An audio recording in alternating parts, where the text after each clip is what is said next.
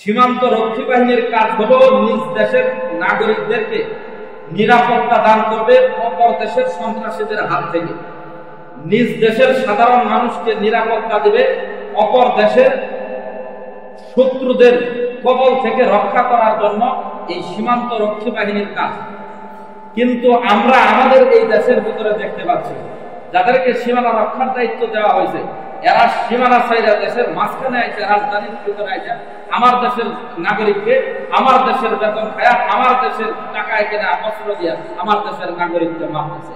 এইগুলো হলো আল্লাহ পাক রব্বুল আলামিন ওদেরকে দায়িত্ব দিল একটা, সাংবিধানিক ভাবেও রাষ্ট্রের পক্ষ থেকেও দায়িত্ব দেওয়া হয়েছে ওদেরকে, ওই একই দায়িত্ব কোরআনের ভিতরে যেই দায়িত্ব আল্লাহ পাক দিয়েছেন সাংবিধানিক ভাবে রাষ্ট্রের পক্ষ থেকেও তাদেরকে ওই একই দায়িত্ব দেওয়া হয়েছে যে তোমরা সীমানা পাহারা দিবে, তোমার দেশের নাগরিকের নিরাপত্তা দিবে।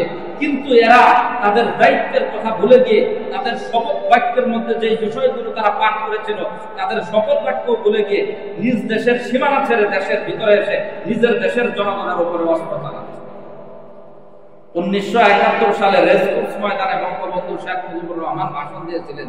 তার ভাষণের একটা অংশ হলো জামার পয়সা দিয়ে অস্ত্র কিনেছি বহিঃশত্রু আক্রমণ থেকে দেশকে রক্ষা করার জন্য, আর সেই অস্ত্র ব্যবহার হচ্ছে আমার দেশের গরিব দুঃখী মানুষের বিরুদ্ধে।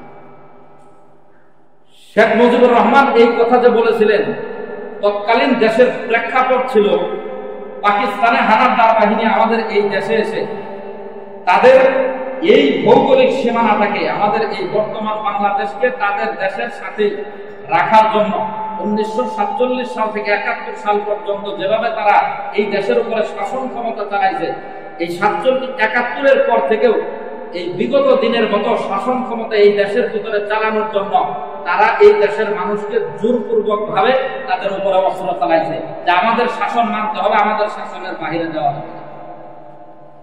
এই জুলুমের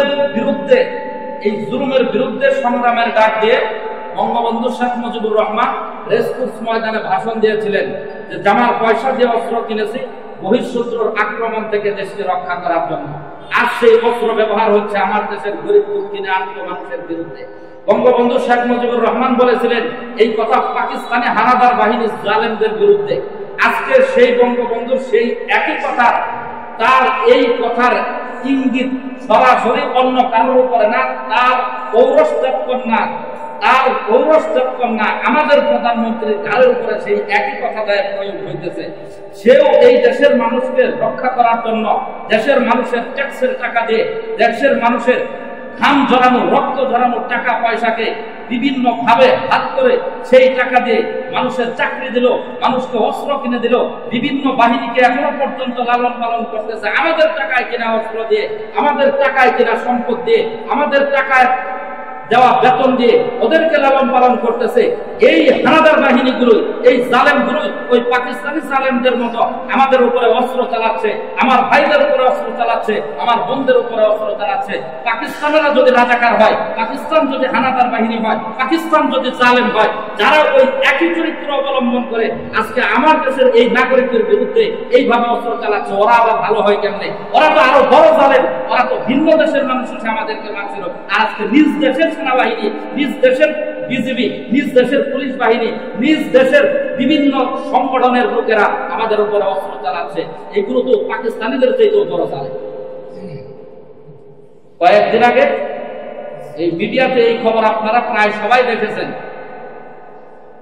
প্রধানমন্ত্রী নিজে সাক্ষাৎকারে এসে বলেছেন যে সন্ত্রাসীরা দেশের বিরুদ্ধে এইভাবে নৈরাজ্য চালাচ্ছে, আপনারা এই সন্ত্রাসের বিরুদ্ধে ধৈর্য ধারণ করেন, সবর করেন এবং আল্লাহর কাছে দোয়া করতে থাকেন যাতে করে এই সন্ত্রাসীরা ধ্বংস হয়ে যায়।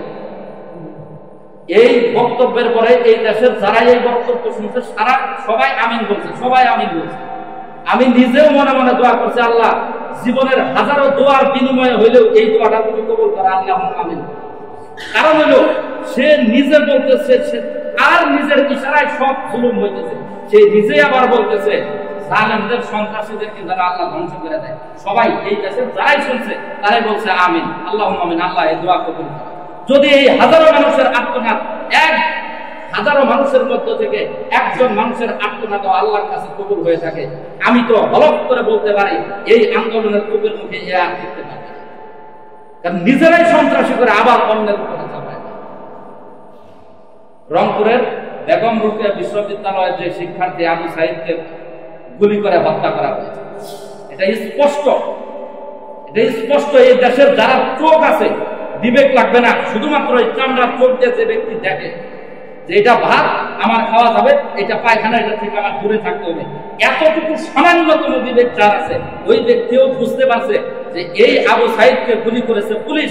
আজকে সেই আবু সাঈদের হত্যার কারণে মাত্র 16 বছরের একজন কিশোরকে এখন গরুর দড়ি দিয়ে বাইদা এক আদালত থেকে আরেক আদালত পর্যন্ত, এক ফুট থেকে আরেক ফুট পর্যন্ত ঘুরাইতেছে। এটা কি দেশ নাম?